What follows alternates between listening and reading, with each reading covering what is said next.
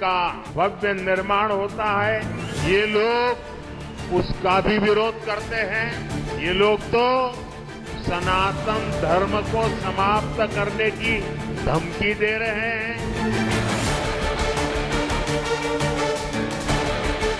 जो 90% आबादी है देश में, उनकी हिंदुस्तान के सिस्टम्स में, संस्थाओं में, कॉर्पोरेट्स में सचमुच में कितनी भागीदारी है? सबको साथ लेकर, सबका विश्वास जीतकर, सबका विकास करना ही तो भाजपा का लक्ष्य है। 30 लाख सरकार के पास रोजगार है जो बीजेपी के लोग आपको देते नहीं। हम हैं जो कह रहे हैं भ्रष्टाचार हटाओ, और वो कहते हैं भ्रष्टाचारी बचाओ।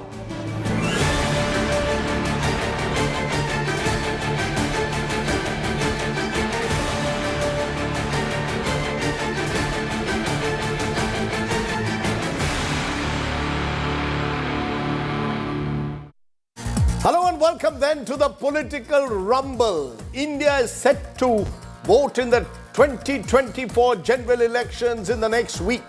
As the campaign slowly picks up steam, here is a big question that we are looking at today. What really are the big issues of the battle for 2024? Are the issues centered around religion, caste, personal attacks on each other? Is Ram Mandir and caste census the issue, or is it jobs and prices? What about corruption? What about the promise of Achhe Din? Today we'll do a deep dive into the findings of a nationwide CSDS survey, and that's going to be my focus on the political rumble. Joining me now, Sanjay Kumar, co-director Lokniti CSDS. He has anchored this survey. Rajat Sethi, political analyst who's been associated in the past with BJP leaders, Adil Singh Boparai, Congress's spokesperson, and Sanju Verma, the BJP's national spokesperson. Good to see all of you on the political rumble. I'm going to raise the first big question on the rumble. What are the big issues of 2024 elections? What are the top issues of 2024 elections? And this is what the CSDS nationwide survey says. Unemployment 27%, price rise 23%, development 13%, corruption 8%, Ram Mandir 8%, 8% Ram Mandir, Hindutva just 2%, India's global image 2%, reservations 2%, add 27% of unemployment, 23% of price rise, 50% are saying that the major concerns they have are linked to unemployment and price rise. First, to you, Sanjay Kumar, if you can tell us how big a sample size and when was this survey done, sir?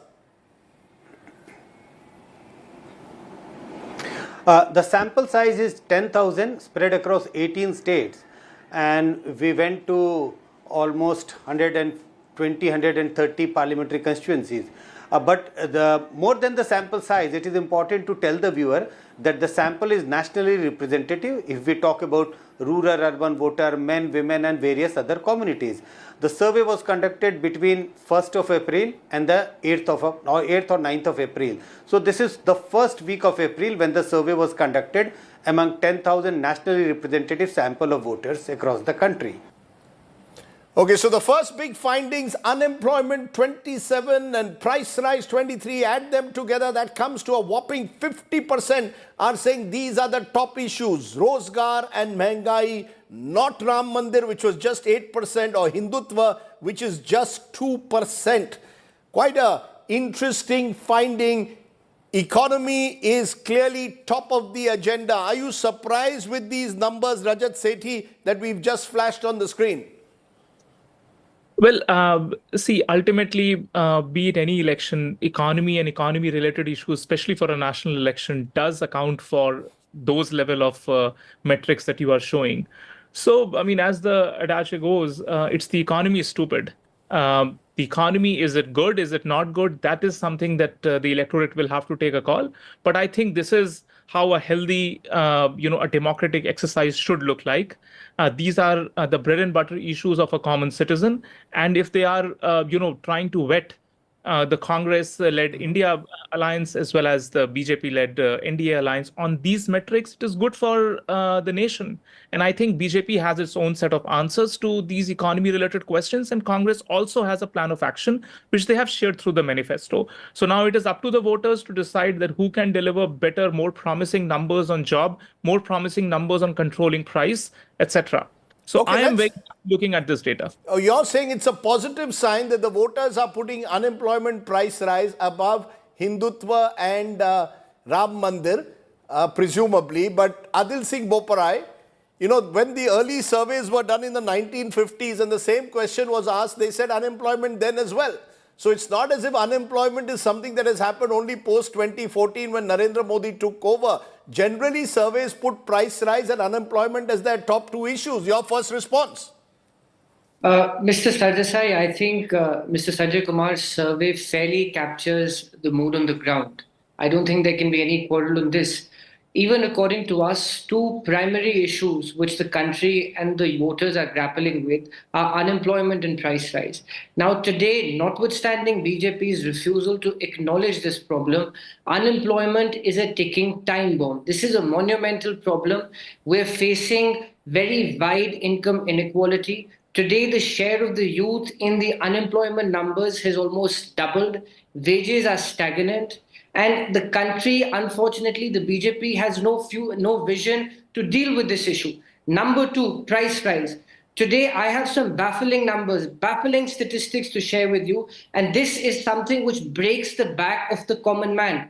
The percentage increase in the price of atta over the past 24 months is 65%. Of soya bean oil is 61%. Of lentils is 46%. Of onions is 95%. Of sugar is 112%. Of egg is 38%. Now, please see it through the point of view of a middle class or a lower middle class family who have to sustain themselves on a salary of about 40 to 60,000 rupees. Unfortunately, BJP's propaganda doesn't factor this in. Number three, agrarian distress. Today, our agricultural GDP numbers are low. Farmers have been protesting for better remuneration.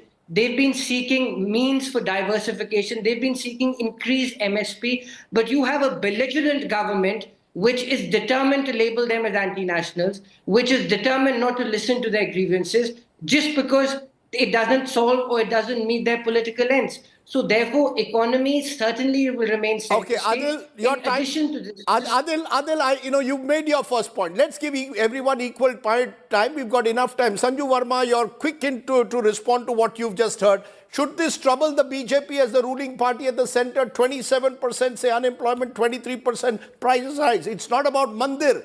It's about mehengai. It's about rozgar.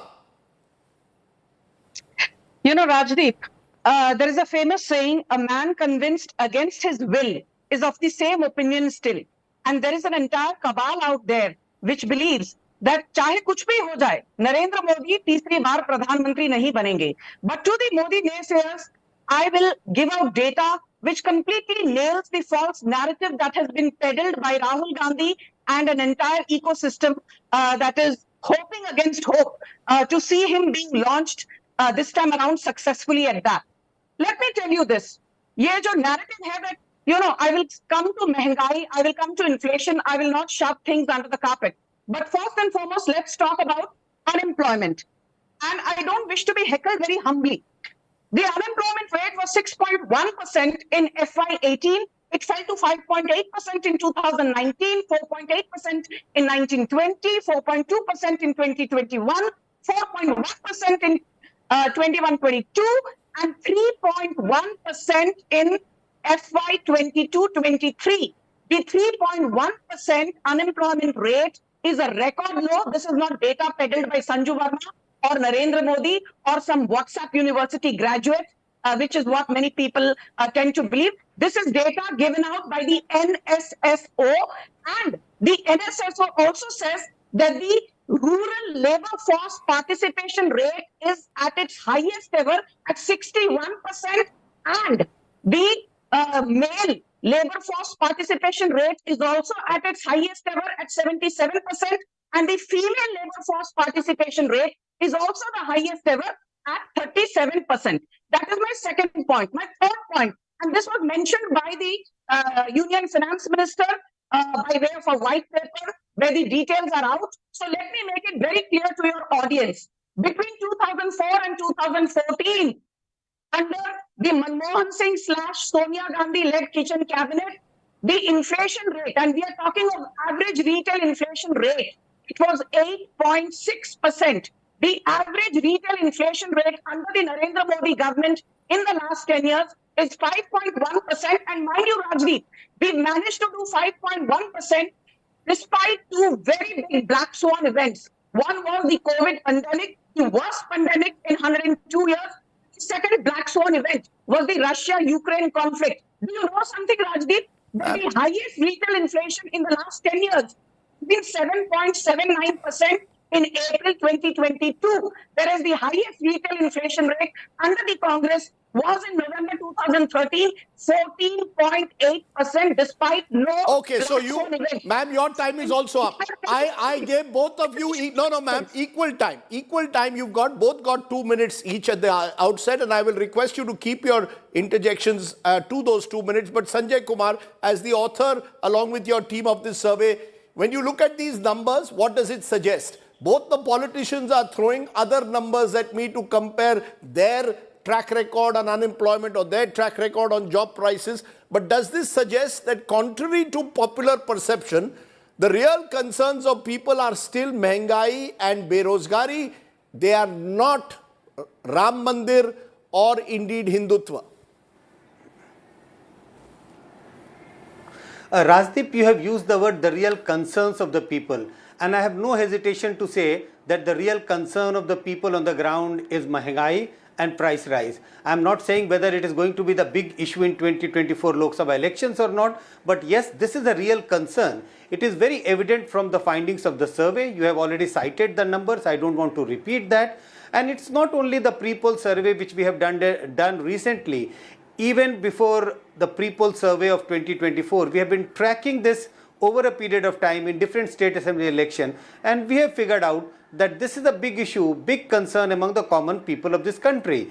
Whether you talk about people living in the rural India, urban India, big cities or small towns, whether we talk about the middle class people or the poor people, this is a big concern. And the simple question which we asked in the survey was, do you think finding a job or employment opportunity is difficult now compared to the past? And a very large number of people have said, yes, it is far more difficult now compared to the past. An indication of how serious is the problem of unemployment. When you talk about price rise, a very large number of people say, we are worried about rising prices. It is affecting our kitchen. It is affecting our budget. So if I go by the numbers, which I believe that, this is coming right from the ground, I have no doubt that unemployment and price rise are the two big concerns of Indians at this moment. Okay, but you're saying they are concerns. You're not sure whether they will become the central issue of the 2024 elections. Am I correct? Absolutely. I'm not sure whether this will become the central agenda of voting, whether this will shape the voting pattern or not. But these are the two big concerns of the common Indians at this moment. Okay, that's important to make that distinction, which leads me to the question which Sanjay Kumar just raised. Is getting a job easier or tougher now? And look at what the survey says. 62% are saying it has become more difficult to get a job. 62%, that's 6 in every 10 in a 10,000 person survey. State the same is 18%, easier is 12%. We also asked a follow-up question, who is responsible for these shrinking jobs? Union government 21%, that's the central government. State government 17%. And 57% said both. So it isn't as if the blame is only going to one government. There's the Modi government at the center, and there are a number of opposition governments as well in the states. That, in a sense, Rajat Sethi, reflects maybe what many people believe, that there is a sense of growing frustration, anti-incumbency, some would say, against whoever is in power. It could be your local MP, it could be your state government, it could be the center. People are feeling that neither of them are resolving their real problems of jobs. Rajdeep, there are two, three parts of your question. The first part is if you were to analyze issues, Modi itself is an issue. So when it's a 2024 national general election, people will not vote for issues. It'll be a referendum on Modi. They'll pick and choose whether they want Modi at the helm of affairs or not. And if that becomes all of these issues get trumped and pushed aside, that is number one. Number two is, all respect to Professor Saab, some of these questions seem leading. And it's very, very tricky when you ask somebody who's been in the labor force for the past 5 years. You're asking them whether it was easy or not in the past 5 years, 5 years before as compared to now. I don't understand what kind of a mindset is that surveyee going to get into. How is the comparison? What benchmarks is that person trying to deploy to analyze his own sort of experience in job hunting? So this means for 4 or 5 years, that person who has been interviewed did not end up getting a job. He was hunting a job in 2019 and found it relatively easy looking for a job. Let me ask that to Professor Kumar. Rajat, you raised an important point. Let's get clarity from Sanjay Kumar. Sanjay Kumar, were these open-ended questions? Rajat Sethi is saying that these questions seem to be leading questions. Your response? Rajat may believe that these are leading questions, but I think the way we designed the question, it was very simple, and we should not forget, this is a perception thing.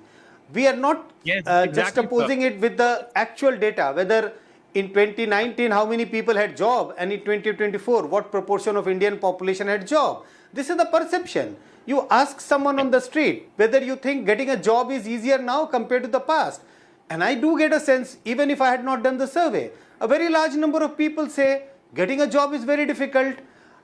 Every industry, the TV industry where at this moment we are sitting and discussing this, ask the cameraman, ask the people in this industry, and they will all say, job bachana mushkil hai, naukri milni mushkil hai. I'm just citing one example. Go on the street, ask anyone. Let's not go by anecdotes, sir. You are a professor. One minute. Rajat, 1 minute. What Professor Kumar is saying... These are not anecdotes. This is not anecdote. Yeah, but you're saying it's perception. What you are saying is anecdotal. No, 1 minute. 1 minute, Rajat. Professor Kumar, you're saying this is a perception survey. The perception people have that it is difficult to get a job. Absolutely. Am I correct? Right? It doesn't necessarily translate into political preferences. Absolutely. This is a perception survey. Okay, it doesn't translate necessarily into your political preferences. As we saw in the Mood of the Nation, a number of 72% felt the job situation was serious or somewhat serious, but it didn't necessarily mean that their voting preferences had changed. So, Rajat Sethi, you get an answer there. This is perception. The perception is not... this has not created a feel-good perception. Can I come in? Rajdeep, this is Rajdeep, for that you have to wait for the more stories to come tomorrow and day after. Okay. Wait for more stories to come based on the survey tomorrow and day after. Don't jump on the conclusion. Okay. But we should remember that this is a perception survey. In the survey we ask perception. This is why I'm saying it's such a technical topic that you have a whole Ministry of Statistics and Planning, which actually does this, and they don't ask a voter that what were you thinking 5 years back. What typically is, it's a moving survey. These surveys are done at regular intervals to understand like how easy it is to sort of find a job or whatever it is. Bureau of Labor Statistics of the US does a fine job looking at a lot of frequent indicators into this. This assessment, perceptional assessment, all of these seem quite muddled into each other. There is a political intent also in the backdrop. On top of it, you're trying to bring. So it's from a pure statistical standpoint, I don't see this as a pure survey that way, which doesn't have any. Can I just stop you? No. While you say that, my understanding, sir. All respect to you. No. I take your point that you believe because it is perceptional, you cannot make the leaps of faith. This is not how surveys are done. Sir, the fact though is that it sends out the signal that there is no great feel-good factor. Am I correct, Professor Kumar? Purely there, as a perceptional survey, it doesn't show that people seem to be happy with the condition. If such a substantial number of people are saying it is difficult to get a job in their perception, there's no positive flavor that I get from this survey. Am I correct? Absolutely. On the issue of jobs, unemployment and price rise, there is no feel-good factor about the current government. at least this is coming out from the data, and I agree to this perception that on this limited aspect about job, price rise, unemployment, there is no feel-good factor. Okay, so Sanju Verma, you can throw all the numbers at me.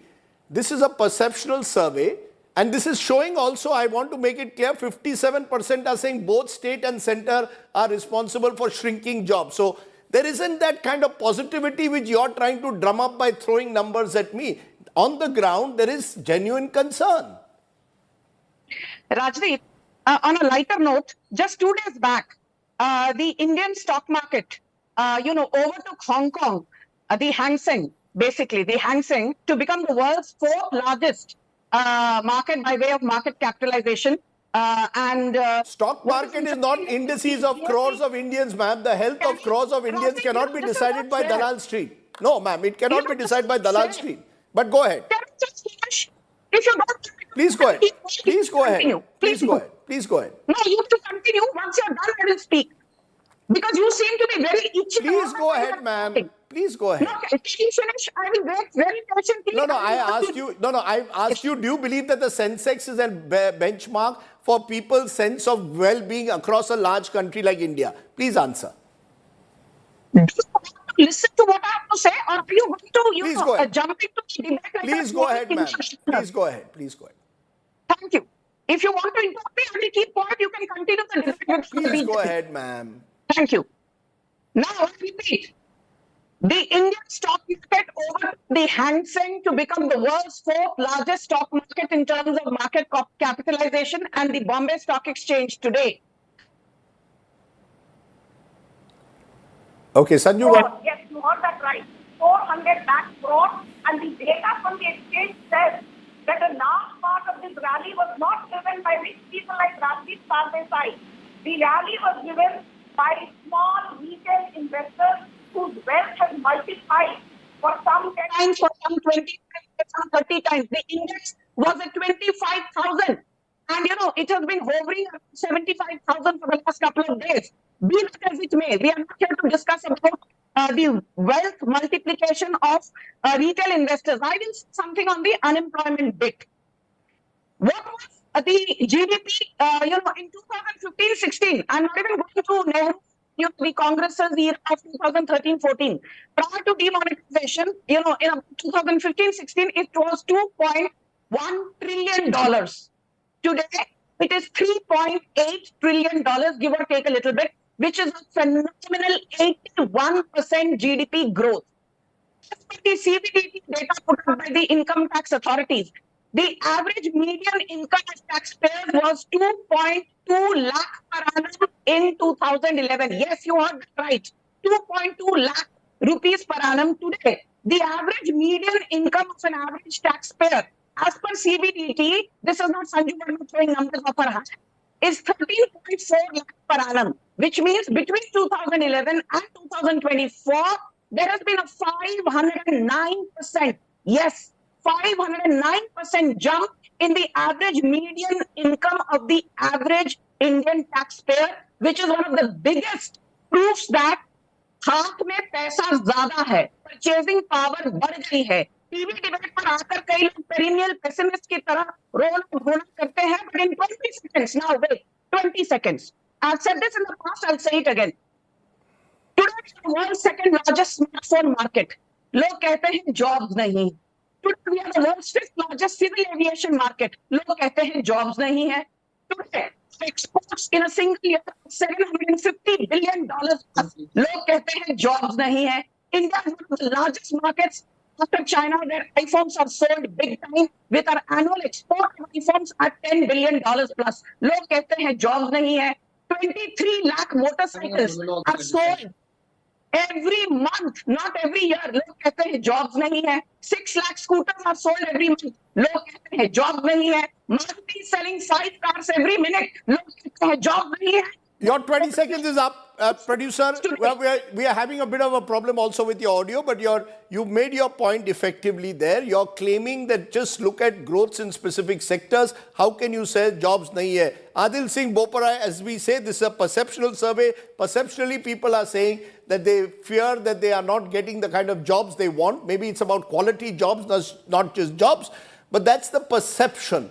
As I said, even an earlier mood of the nation, 72% said job situation serious or somewhat serious. Yet when asked who will you vote for, a number of them said Prime Minister Modi. So the disjunction between a concern over jobs, but that Mr. Modi and his government is perhaps best placed to provide people with those jobs. Your response? Mr. Sardesai, it is a pointless exercise to discuss with the BJP because the only survey which they'll believe is the survey conducted or undertaken at their head office. And let me tell the BJP, empty speeches do not fill stomachs. This is as old as politics stands. Empty speeches do not fill stomachs. Now, this is a bitter reality which our friends in the BJP will not acknowledge, that 73% of India's wealth is owned by 1% of India. Mm-hmm. I again repeat, 73% of India's wealth is owned by 1% of India. Hence, the stock market index or parameters cannot be extrapolated to state that, well, India is flourishing. Point number one. Point number two, as per the International Labour Organization, the share of the youth in the unemployment figures stands at 83%. I think this is baffling. Any government which is serious about converting the youth into youth demographic dividend should be concerned about it. But the BJP is completely dismissing this issue with the disdain which they're reflecting on this debate. Number three, and this is something which is common knowledge, please acknowledge the fact that the prices of essential commodities has drastically increased. Let's take the case of petrol. Petrol is over 100 rupees. Take the case of lentils, take the case of milk, take the case of wheat, take the case of rice. These are items which people buy on a daily basis. A farmer sitting in Bareilly or a farmer sitting in Alwar is not concerned about market capitalization of the Bombay Stock Exchange. He's not undertaking any comparative analysis between the BSE and the Hong Kong Stock Exchange. He has to see that how much money does he pay to the Karyana shop. He says how much money does he have to pay for his tractor inputs. He sees how much money does he have to pay to the petrol pump. So therefore, the BJP is unable to acknowledge this. Mr. Sardesai, I say this with humility. For far too long, the BJP's propaganda machinery has pushed this issue to the background. But I'm so glad the silent voter is recognizing that the BJP has miserably failed. Ma'am, Adil, 1 minute. Adil, 1 minute. Before I move on, just to repeat, just a minute, ma'am. To just repeat, Adil, as I said, even our earlier Mood of the Nation survey in January said 72% felt unemployment serious or somewhat serious. It didn't necessarily change voting preferences. Should that worry you or not? A quick response, Mr. Boparai. I can answer this. Today, the voter is scared. Today, the corporate India is scared. No, these are surveys. Why should they be scared of telling the truth in a survey? Please understand. This, the survey indicates to you the issues which are burning in this country. But you will be surprised. This is going to be BJP's second India shining moment. Take it from me. Okay. Because the voter will give a resounding answer to the BJP's high-handedness. Okay, you're saying today this is you have the electoral bonds. You're saying this is a second India shining moment. Let me therefore come to the third question, which was just alluded to a little while ago. Who is responsible for price rise? Now, prices have increased, say 71%, stayed the same, said 13% in the survey, decreased, said 13%. So 71% said prices have increased. Who is responsible for price rise? Union government 26%, state government 12%, 56% said both. Now, these numbers are interesting in the way they are positioned, but Rajat Sethi, what they do suggest, and we can go back to every survey which will always say, yaar, mehengai hai. Voters seemingly always will put inflation usually at the top. Now unemployment has taken over. But should the government be worried? Here is Adil Singh Boparai on the show saying this could be a second India shining moment. So, see, it's important to parse which state are you talking about and like double click on this data because, as usual, the devil lies in the detail. If I were to talk about the southern states where I have been spending considerable time speaking to the voters out here, in Karnataka, in Telangana, in Tamil Nadu, what has happened is that this 1,000 rupees cash transfer to women have been a burden on the purses of the state governments. What they have done is they have levied extra duties on electricity. Therefore, the peak prices on a lot of electricity delivered to common people have gone up. So that has sort of incurred a sentiment that the prices of power have gone up sharply. That is one. The other thing is petrol. Look at most of these states, southern states, their prices per liter of petrol and diesel is way higher than what is there in North India. That too is also has been promised by a lot of the state governments which went into elections recently that they would bring down, but they do not have the elbow room to actually reduce the duties on petrol and petroleum products. This is the reason why even petrol is not that big an issue, say, in a state like somewhere in North India, where there is a comparative sense that, yes, it's at 90 rupees there, and whereas in some of the southern states, it's 100 and 105 rupees. So my point is, this price rise will always be an issue. It's a perennial issue. There will be no election. If you ask a voter in isolation, he will point out unemployment and price rise. It doesn't lead to any other sort of political, Okay, so yours. Okay, yeah, you may, Sanjay Kumar, you want to respond to what you're hearing that this is a perennial issue. I could make this survey in 2029, in 2014, in 2009. Price rise will always be top of the mind. The voter always feels that he or she is paying more at that particular moment. For unemployment, yes, I would say if you ask this question anytime whether there are elections, no elections, 2019, 2019 or 2004, most of the time a very large number of people are going to say unemployment is high. But that's not the relationship with the price rise. If prices are under control, I think the proportion of people saying price rise should be much less compared to what we see at the moment. Why we see 71% people saying prices are high? Because they are actually feeling the pinch on the ground. So, yes, some people would definitely say all the time prices are high. They are feeling the pinch of the price rise. But at this moment, I think it is exceptionally higher. And this is not the only survey where we have got 71% people saying prices are higher.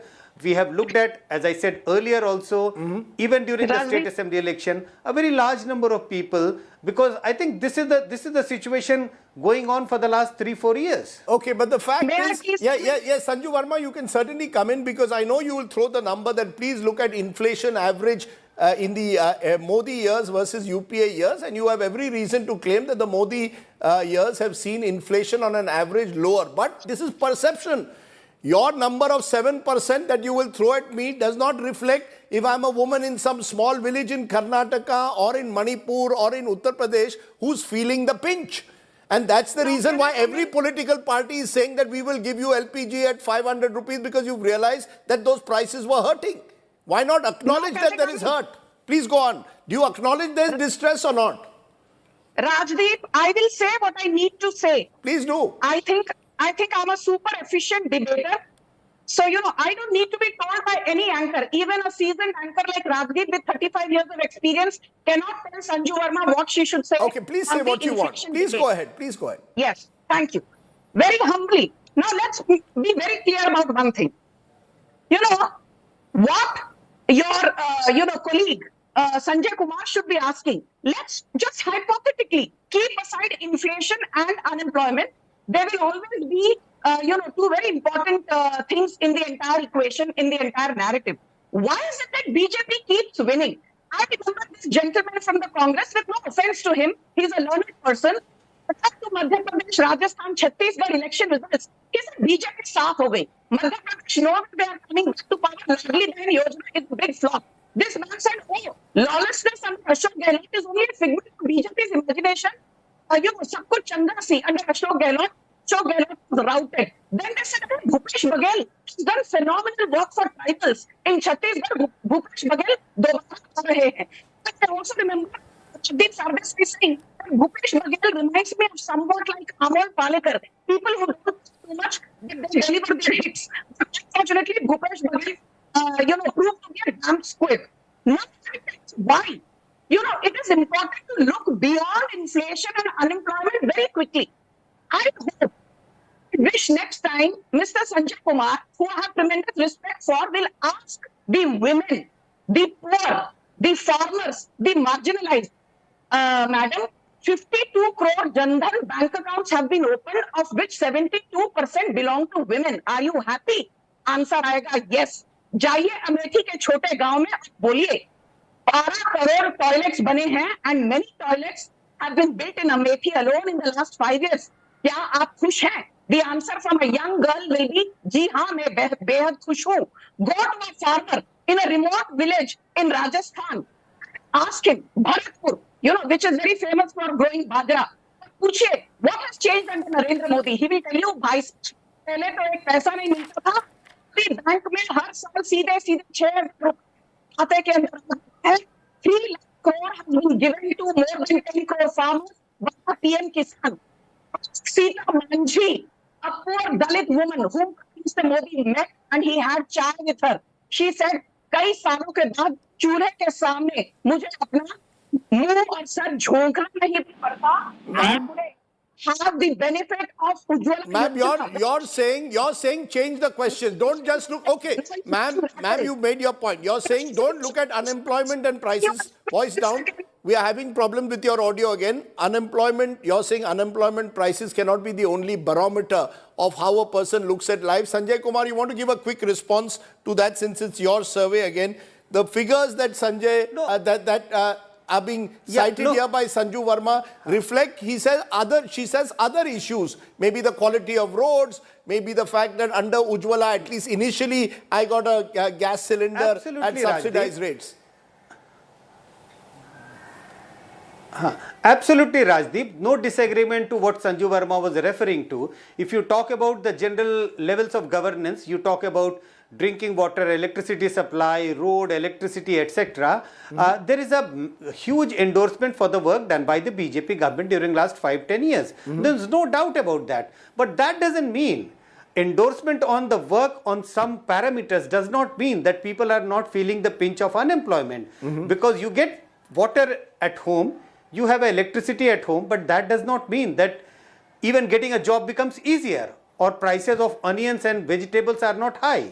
So what Sanju Verma has said is right. In the survey, we get the sense that general governance of general level of governance is being appreciated by a very large number of people. Okay, so you're distinguishing between general level of governance, which is being appreciated, and concerns over price rise and unemployment, which are just as genuine. Unfortunately, politicians tend to cherry pick what suits them, which is perhaps why they are politicians. Let me turn to the next question then. Is corruption less or more now? What is the view on corruption as per the survey? Pre-poll 2024, 55% said corruption has increased in the past 5 years. Pre-poll 2019, it was 40%. So 55% are saying corruption has increased versus 40% 5 years ago. Stayed the same, 19% now versus 14% then. Decreased 19% now versus 37% then. 37% then said corruption had decreased. It's almost come down by half. So clearly, even on corruption, Rajat Sethi, there's a sense that unlike, there isn't a sense of, again, positive energy ki yaar, bhrashtachar khatam ho gaya. I just wonder whether political parties should acknowledge, maybe Sanju Verma and Adil Singh Boparai should acknowledge these are real concerns. Average person says maybe he still has to pay hafta.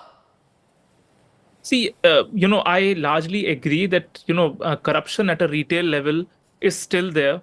We hear, all our family members who are there in Bangalore, they complain that every small councillor level person also, for every registry, every property registry, every connection, water connection, electricity connection, all of those basic retail level, grassroots level government services, there is corruption.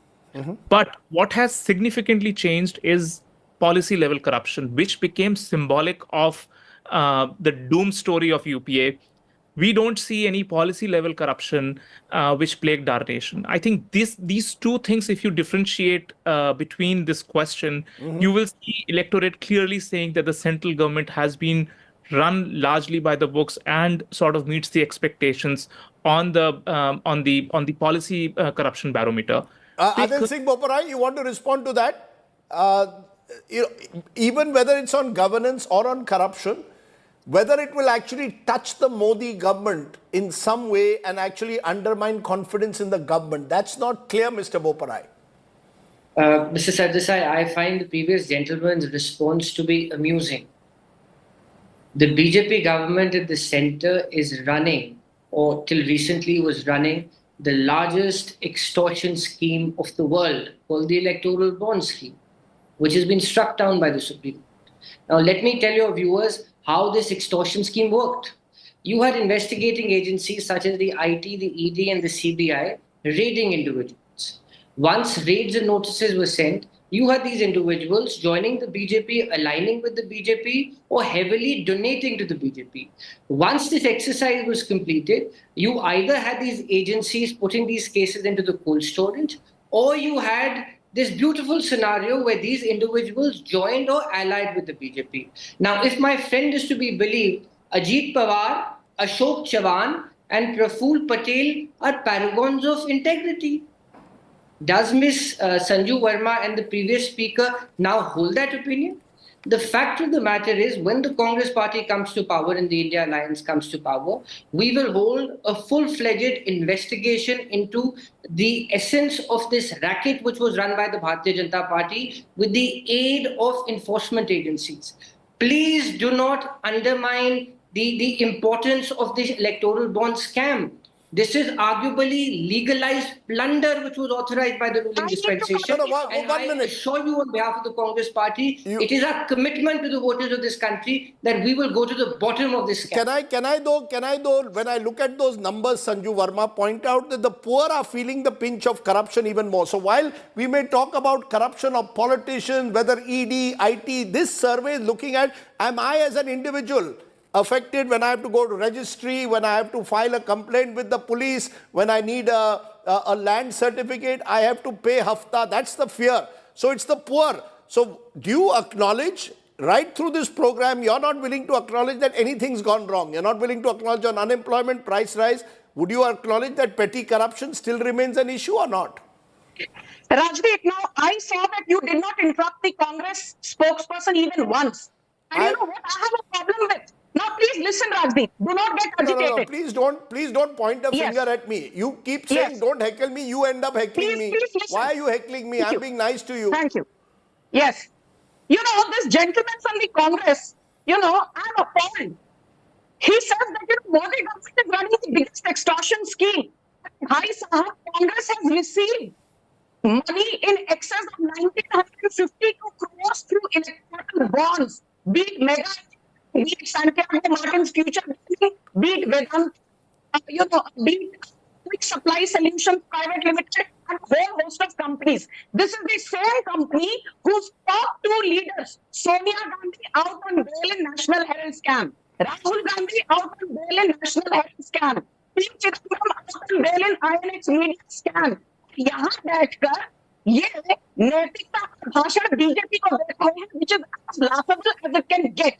The second point, the 10 biggest NPAs from SR Steel, Uttam Galva, Era Engineering and Construction, JP Infra, Kingfisher Airlines, you name it. The 10 biggest NPAs happened under the long and incompetent nose of Manmohan Singh and Sonia Gandhi's kitchen cabinet. We have recouped. Ma'am, I am only going by how people see it. I talked about no, because you see, y'all are not. I said people on the ground still seem to suggest that corruption affects their daily lives. Now the hafta culture still exists. These are people living in villages. They are not worried about what happens in Delhi. People living in villages, 55% say corruption has increased. I'm finishing my point. Thank you, Please do. I have a problem with one thing. I'm to be very honest with you. I always say that, you know, I'm a career investment banker. Politics is new to me. If you ask me, I will say, yes, And this is the fact. ये अमित शाह ने कई conclaves पे बोला है. Narendra Modi even said to your boss Arun Puri. Has cases against Ajit Pawar been suspended? No. Has the case against Janardhan Reddy been suspended? No. Has the case against Chhagan Bhujbal been suspended? No. Has the case against people like Yashwant Jadhav been suspended? No. पर मुझे problem तब है जब राजदीप सरदेसाई इतने प्रख्यात और reputed anchor हैं. He will talk about Ajit Pawar. He will talk about Janardhan Reddy. He will talk about Narayan Rane. He will talk about Suvendu Adhikari. He will talk about Yashwant Jadhav. But the same Rajdeep Sardesai will never talk about Sanjay Raut, who's involved in the Patra Chaul scam. The same Rajdeep Sardesai will not ask even once to the Congress spokesperson how by paying 50 lakh rupees. Rajdeep Sardesai is not interested in the whataboutery of politicians. Rajdeep Sardesai here is asking on behalf of the citizens of the country based on a survey we have done.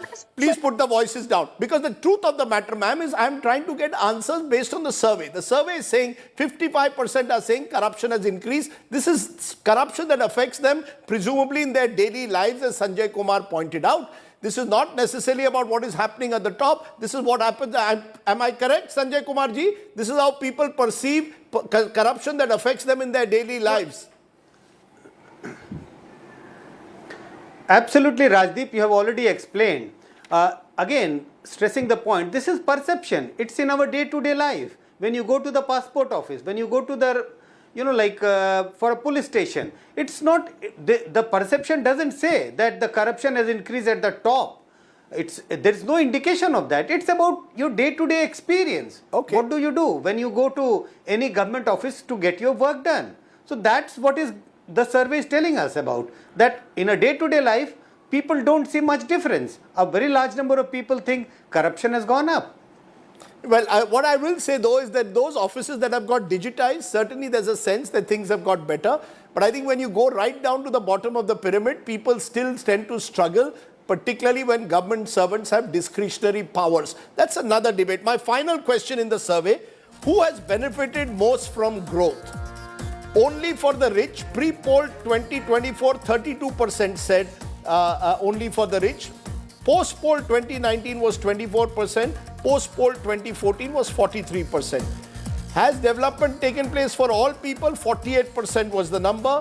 No development at all, 15%. So 32% said pre-poll 2024, development only for the rich. For all people, 48%. No development at all, 15%. So most of them acknowledge development has taken place, but at least 1 in every 3 say it's only for the rich, but 1 in every 2 say it is for all people. The final question, therefore, linked to that was, have Achhe Din arrived? To a great extent, said 16%. To some extent, said 33%. Not much, said 18%. Not at all, said 22%. So, add 18 and 22, that's 40% are saying Achhe Din, not much or not at all. Great extent and some extent, add the two, is 39%. So, it's a divided view. About 40% feel, to some extent at least, Achhe Din have arrived. Not much or not at all is also 40%. And that, Rajat Sethi, perhaps sums up the mood. That on these questions, there is a, it's not as if there is euphoria in the country at the moment, but there is also despondency. Well, that's a very colored perception, Rajdeep. I mean, after a 10-year incumbent government, and you see that a 60%, almost 50-60% electorate says that the governance and the development they can visibly feel and see, that is a big thumbs up.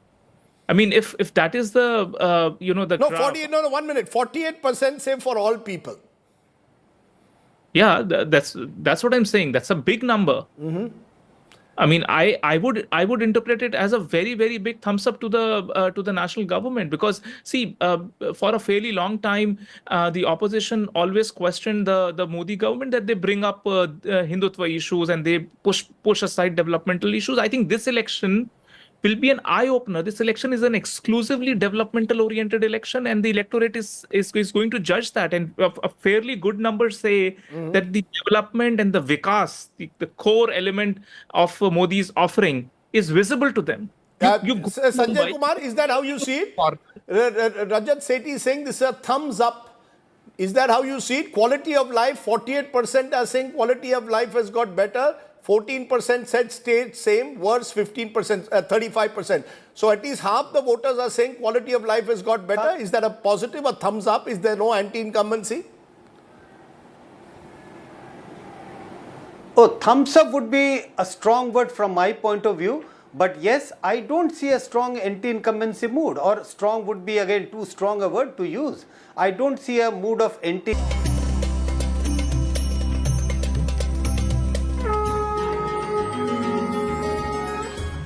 22 जनवरी को जब अयोध्या में प्रभु राम विराजमान हो अपने घर doesn't at least deny things which are absolutely clear and apparent to everyone.